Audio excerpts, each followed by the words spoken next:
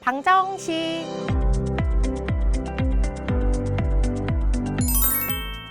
개념 익히기 문제입니다. 방정식을 만들 수 있는 문제에 동그라미 표하세요 라고 했는데요. 요 방정식이라는 것은요, 문제 중간에 모르는 수가 나오는 문제를 방정식이다 라고 한다고 했죠. 그렇다면 1보다 1 큰 수는요, 1보다 1 큰 수니까 그냥 요렇게 해서 바로 해결을 할 수 있어요. 하지만 얘는 어때요? 어떤 수에 2를 더하니 3이 되었다. 이렇게 문제 중간에 모르는 수가 나오는 문제가 바로 방정식이라고요. 그러니까 얘가 바로 방정식 문제가 되는 거니까 여기다가 동그라미를 하면 되고요. 그렇다면 얘는 어때요? 1시간은 60분이다? 맞는 얘기죠? 자, 얘 방정식일까요? 아니죠. 방정식은요, 문제 중간에 모르는 수가 있는 문제인데요. 그렇다면 얘는 어때요? 15분에서 네모분이 지났더니 1시간이 되었다. 1시간은 몇 분? 60분이지요. 자, 그렇다면은 원래 15분인데요. 여기에다가 몇 분을 더했더니 60분이 된다. 그렇지, 그렇지. 문제 중간에 이렇게 모르는 수가 있는 문제가 바로 방정식이라고요.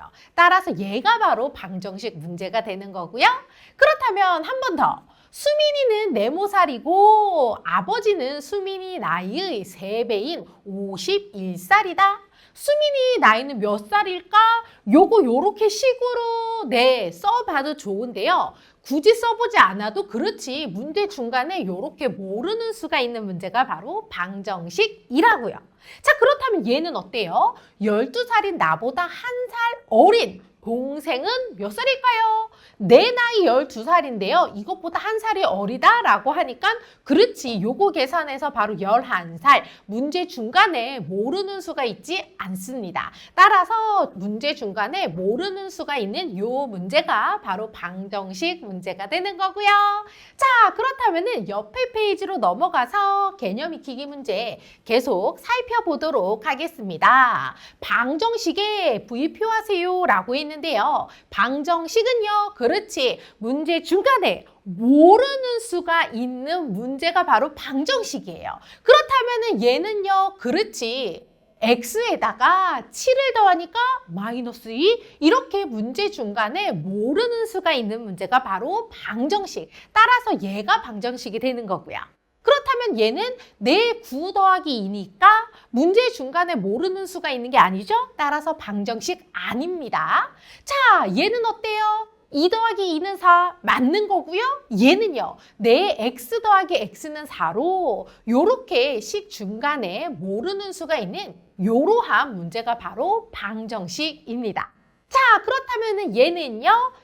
바로 얘가 요게 x 모르는 수 있으니까 얘가 바로 방정식이 될 테고 얘는요.